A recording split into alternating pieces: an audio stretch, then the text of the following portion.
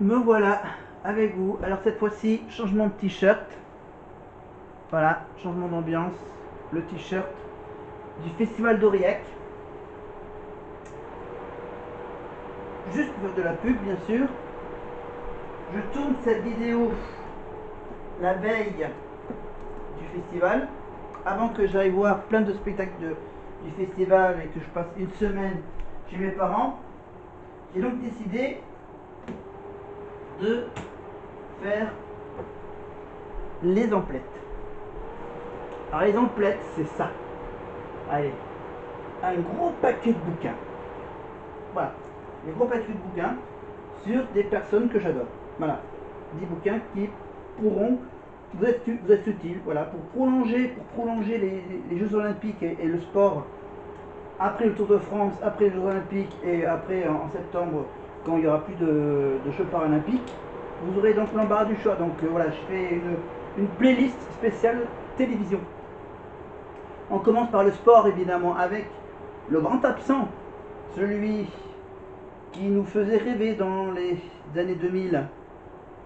Et évidemment le duo inséparable, la voix de l'athlétisme, évidemment, et on le retrouve maintenant sur TikTok, Instagram, sur les réseaux sociaux, on le retrouve avec ses petits moments de folie.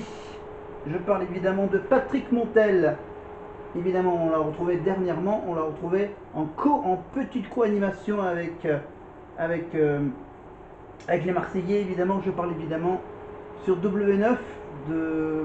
C'est quoi? C'est les apprentis champions. Voilà, c'était juste avant les Jeux Olympiques où on avait droit à quelques moments cultes, à quelques commentaires. Voilà. À sa manière, donc, des commentaires de Patrick Montel. Et donc, il avait sorti un bouquin. J'ai cherché sur internet, j'ai cherché sur le site labourseaulivre.fr. Voilà, labourseaulivre.fr, vous retrouvez des vieux livres, comme par exemple ce livre qui parle de Jeux Olympiques avec Patrick Montel. Voilà, pour Patrick Montel, l'athlétisme, ça se regarde, ça se commente, toujours à hauteur d'hommes et de femmes. S'il fait la paire belle à des champions d'exception comme Alain Mimoun, Marie-Josée Pérec, Carl Lewis, Bouka, Stéphane Degana ou encore Usain Bolt, l'auteur émeut en évoquant les athlètes, les Jeux paralympiques ou la trajectoire de sportifs abîmés par la vie et la compétition. Dans ce livre, il retrace ses plus belles émotions olympiques en décrivant sans langage de bois la plupart des zones d'ombre que cache le sport, évidemment, qui lui est cher, notamment les histoires de dopage. Voilà, je pense qu'il va en parler pas mal dans ce bouquin. Donc, il a mis des chapitres. Alors, comment il a chapitré ça Tiens, il commence par parler de Michelin, la locomotive électrique. Voilà, Michelin, la locomotive. Ah, ok. Ah, et Colette, ça doit être Colette Besson. Elle parle de Rod, un certain Rod, en mémoire de Rod. Voilà. Oh, Gabi. Ben, le vieux des petits canards. Indestructible. Le tour d'honneur. Eike, une femme allemande. Allez, il parle pas uniquement que des Français. Le plaisir différé. Le cauchemar de Sydney. Voilà, les ongles de Gail Divers, évidemment l'américaine. La revenante. Alors la revenante, ça parle de qui? Ça parle de qui? Bon, ça vous voir dans ces livres. Voilà, le fardeau qui est trop lourd à porter, quelqu'un. Voilà, Hicham El Guerrouch, évidemment, Hicham est grand, Hicham est très grand. Voilà, la malédiction de Liu, un chinois ou une chinoise. Voilà, derrière les. D'accord. Après, qu'est-ce qu'il parle? L'entraîneur sans chronomètre. Il parle de l'illusion de la connaissance. Like a Crazy Diamond. Et on finit par une petite sortie de piste. Voilà, 210 pages. Voilà, 211 pages. Voilà, de ce magnifique bouquin, édition du Rocher. Voilà, sur internet, vous pouvez retrouver un exemplaire de ce bouquin. Mes héros des JO par Patrick Montel. Bien absent. Et puis, il y a aussi un autre absent. Tiens, on va parler d'un autre absent. Eh oui, on le voit quasiment plus à la télé, évidemment. Il y a bien sûr le jeu que l'on connaît, mais ce gars, il a sorti un bouquin sur les fautes de français. Plus jamais les fautes de français. Voilà, les fautes d'orthographe qu'on fait. Voilà, donc là c'est un livre qui comporte. Attends, on enlève le lexique. On enlève le lexique. Enfin l'index. Ça fait 380 pages. Voilà, 380 pages écrites par lui. Voilà. Julien Lepers. Les fautes d'orthographe, plus jamais ça. Voilà, en 28 ans de radio et de télévision, j'en ai commis à l'antenne des fautes de français. Chaque matin, des lettres d'auditeurs et de téléspectateurs m'attendent sur mon bureau. Elles dénoncent mes pléonasmes, mes pataquès, mes phrases incorrectes. Je n'aurais jamais pu débuter l'émission, ni parler de taux d'alcoolémie, ni évoquer des pommes, des poires et autres oranges. Pourquoi ces formules et tant d'autres sont-elles fautives? Vous les découvrirez en lisant ce livre. En effet, je me suis pris au jeu, j'ai consulté avec passion des dictionnaires, des grammaires, des linguistes, des grammairiens, des dictionnaires, des grammairiens, des linguistiques, et j'ai appris ainsi à parler un meilleur français. Aujourd'hui, je voudrais partager avec vous mes progrès, comment éviter les clichés, les anglicismes inutiles, les expressions à la mode qui ne veulent rien dire. Alvéole, tentacule, altère, sont-ils masculins ou féminins? Quelle est la différence entre inclination et inclinaison, entre conjecture et conjoncture, entre luxurieux et luxuriant? Je vous emmène en voyage au fil des mots. Ensemble, nous débusquerons les pièges de notre magnifique langue qu'il faut aimer et respecter, car grâce à elle, c'est grâce à elle que nous pouvons nous comprendre. Voilà. Texte écrit par Julien Lepers. Bouquin sorti en quelle année? En 2011. Voilà, bouquin en 2011 pour Julien. Et pour Bernard, et pour Patrick Montel. Pour Patrick Montel, c'est apparemment en 2016, en 2021. 2021, donc c'était juste après les derniers Jeux Olympiques à Tokyo. Alors, des absents. Puis il y en a encore une qui est absente. Voilà, le trio inséparable, Montel, Lepers et elle. Alors elle, on la voit uniquement que quand on parle de l'Angleterre.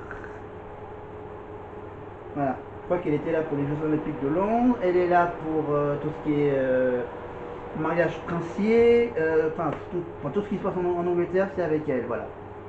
France Télévisions, la plus anglaise des animatrices de France Télé, donc Louise Ekland, évidemment. Louise Ekland, une grande supportrice d'un certain club londonien. Et elle a sorti un bouquin. Un bouquin sur son point de vue sur nous les Français. Voilà. À moins les petits Français. Alors, la quatrième de couverture, il nous dit quoi? La France et l'Angleterre, les deux meilleurs ennemis du monde. De la guerre de 100 ans aux épiques matchs de rugby entre les deux nations, on le croirait volontiers. Et pourtant, Français et Anglais s'adorent comme deux frères chahuteurs. De cette rivalité, Louise Ekland, donc la petite Anglaise de Liverpool, voilà, je cherchais de quel club elle est supportrice de Liverpool au football. Ça redémarre bientôt. La première ligue, la ligue anglaise, évidemment. Alors, donc on parle de Liverpool, vivant en France et mariée à un Belge. S'amuse, elle prône l'anti-French bashing. Son ton pétillant et son humour so british toujours font des ravages.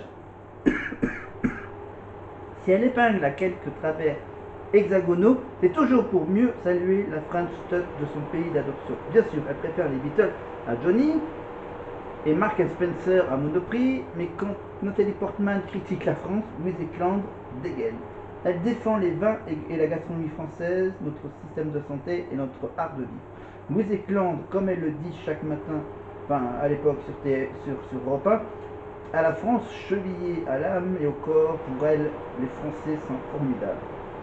Alors, il y a la petite bio de Louise Eklund. Hop, hop, obligé d'enlever. Hop, il y a le code barre internet. Touc. Alors, hop. Alors, petite biographie sur Louise Eklund. Elle est née en 1978. Louise Eklund est journaliste de télévision et radio. Elle a œuvré pendant 5 ans à France Télévisions. Et elle vient de temps en temps. Dans les domaines de la musique et du sport. Vous avez notamment pu l'apercevoir sillonner Londres dans un bus rouge lors des Jeux Olympiques de 2012. C'est bien ce que j'avais dit. Plus récemment, elle a couvert l'Euro 2016 pour M6. Elle est désormais donc connue pour ses billets d'humeur. Enfin, je ne sais même pas si elle est encore sur Europe 1 dans les matinales d'Europe 1. Louise Eklund. Voilà, donc quelques petits...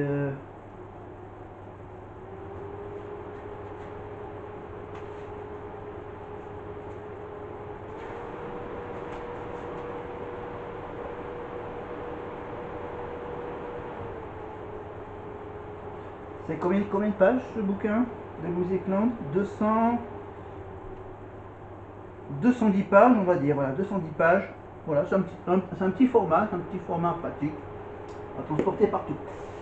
Alors, on reste toujours sur France Télévisions. Alors, je fais une spéciale France Télé avec la chaîne France 4.